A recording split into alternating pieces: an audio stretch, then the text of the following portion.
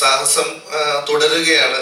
കാരണം ഇനി കൂലി വരുവാണ്. വളരെ മെല്ലെ സ്ലോ ആയിട്ട് ആളുകൾക്ക് ഇഷ്ടമായി എല്ലാവരും ചിരിക്കുന്നു എന്ന് പറഞ്ഞ് വേർഡ് ഓഫ് മൗത്തോടെ ഗ്രാജുവലായിട്ട് കയറി വരുവാണ്. ആ ഒരു ഗ്രാജുവലി കയറി എല്ലാവരിലും എത്താനുള്ള സമയം നമ്മളെടുത്തില്ല.